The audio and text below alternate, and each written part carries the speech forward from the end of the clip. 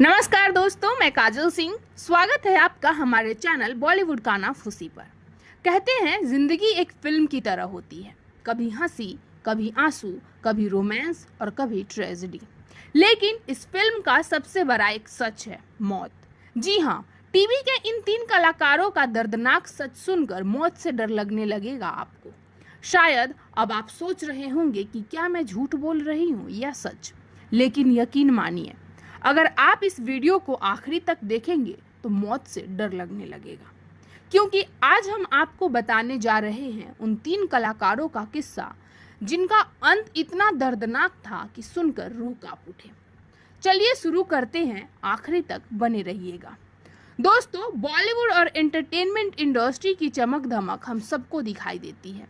Lights, camera, शोहरत और लाखों करोड़ों फैंस। लेकिन इन सब के पीछे की हकीकत बहुत दर्दनाक होती है। कई बार ये सितारे मुस्कुराते हुए लाखों करोड़ों दिलों को जीतते हैं, लेकिन अंदर ही अंदर वो इतनी तकलीफ झेल रहे होते हैं जिसकी हमें खबर तक नहीं होती। और जब उनके जीवन का अंत सामने आता है तो फिल्म इंडस्ट्री के साथ साथ पूरे देश को गहरा सदमा लगता है। आज हम आपको ऐसे ही 3 कलाकारों के बारे में बताएंगे जिनका नाम सुनते ही आपके मन में कई सवाल उठेंगे। क्या सच में जिंदगी इतनी बेरहम हो सकती है? मोहन गोखले, वो नाम जिसे आज भी लोग मिस्टर योगी के नाम से पहचानते हैं। थिएटर से शुरुआत की, टीवी और फिल्मों में अपनी एक्टिंग से गहरी छाप छोड़ी, लेकिन किस्मत ने उनका सफर बहुत जल्द खत्म कर दिया।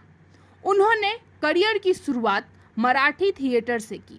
छोटे छोटे रोल करते हुए उन्होंने जल्द ही टीवी पर कदम रखा और साल 1989 में आया शो मिस्टर योगी उनकी पहचान बन गया। इसके अलावा उन्होंने आहट, भारत की खोज और शक्तिमान जैसे चर्चित शो में दिखे। इंडियंस उनके सिंपल और नेचुरल एक्टिंग के दीवाने थे। इतना ही नहीं, उन्होंने कई फिल्मों में भी अपना नाम कमाया। लोगों ने उनकी एक्टिंग को खूब सराहा, लेकिन अफसोस, जिंदगी ने उनका साथ बहुत जल्द छोड़ दिया। दरअसल 29 अप्रैल साल 1999 को चेन्नई में फिल्म हेराम की शूटिंग चल रही थी और अचानक एक तेज दर्द ने उन्हें जकड़ लिया। पलक झपकते ही इस बेहतरीन कलाकार का दिल धड़कना बंद हो गया और महज 45 ईयर की उम्र में कैमरे की रोशनी और शूटिंग के बीच मोहन गोखले हमेशा के लिए इस दुनिया से चले गए। उनका सफर भले ही छोटा था, लेकिन उनकी यादें और उनकी एक्टिंग आज भी दर्शकों के दिलों में जिंदा है। वहीं इस लिस्ट में दूसरा नाम है प्रिया तेंदुलकर, एक ऐसा नाम जिसने भारतीय टेलीविजन पर औरत की एक नई पहचान बनाई। उनका जन्म 19 अक्टूबर साल 1954 को मुंबई में हुआ था। उनके पिता थे मशहूर लेखक विजय तेंदुलकर, इसीलिए बचपन से ही उनका माहौल आर्ट और कल्चर से जुड़ा रहा। करियर की शुरुआत मॉडलिंग और थिएटर से हुई, लेकिन असली पहचान उन्हें साल 1985 में रिलीज हुई सीरियल रजनी से मिली।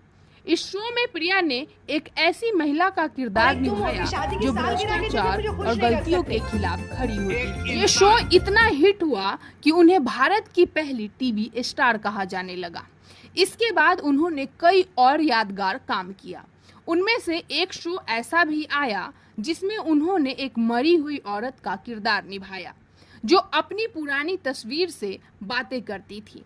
इस रोल ने दर्शकों को चौंका दिया और उनकी एक्टिंग की गहराई सबको दिखाई दी, लेकिन उनकी जिंदगी का सफर बहुत छोटा रहा, क्योंकि 19 सितंबर साल 2002 को सिर्फ 47 ईयर के उम्र में डायबिटीज और कई हेल्थ प्रॉब्लम्स की वजह से उन्हें अचानक दिल का दौरा पड़ा और उनकी मौत हो गई। कहा जाता है कि सब कुछ इतना अचानक हुआ कि लोग संभाल भी न पाए।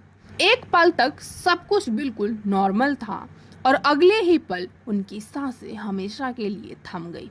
प्रिया तेंदुलकर का सफर भले ही छोटा रहा हो, लेकिन उनके किरदार और उनकी आवाज आज भी लोगों के दिलों में जिंदा है। वो कहते हैं ना कि कुछ चेहरे हंसाते हंसाते ही अमर हो जाते हैं, और ऐसा ही एक नाम है अभिनेता जतिन कनकिया का।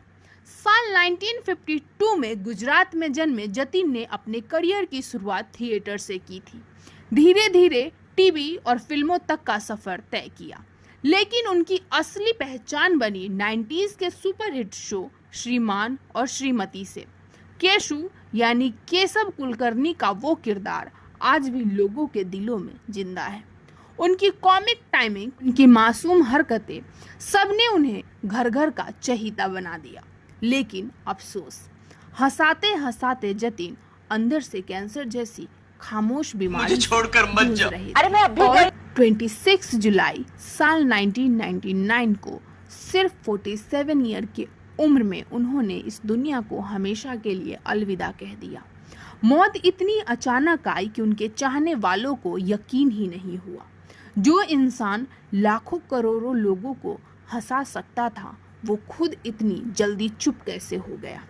जतिन कनकिया चले गए, लेकिन उनकी यादें, उनका अंदाज और उनका वो मासूम सा चेहरा हमेशा जिंदा रहेगा। दोस्तों, जिन कलाकारों ने हमें हंसाया, रुलाया और अपने किरदारों से दिलों में जगह बनाई, आज वो इस दुनिया में नहीं है, लेकिन उनकी कहानियाँ, उनकी आवाज़ और उनके चेहरे हमेशा हमारी यादों में जिंदा रहेंगे। कहते हैं ना, कलाकार कभी मरते नहीं हैं, वो अपने फैंस के दिलों में हमेशा अमर रहते हैं। आज की कहानी यहीं ख़त्म होती है, लेकिन सफ़र अब भी बाकी है। तो अगली वीडियो में मिलते हैं एक और अनसुनी कहानी के साथ। तब तक के लिए नमस्कार। हंसते रहिए, मुस्कुराते रहिए। एक और नई स्टोरी के लिए इंतज़ार कीजिएगा। धन्यवाद।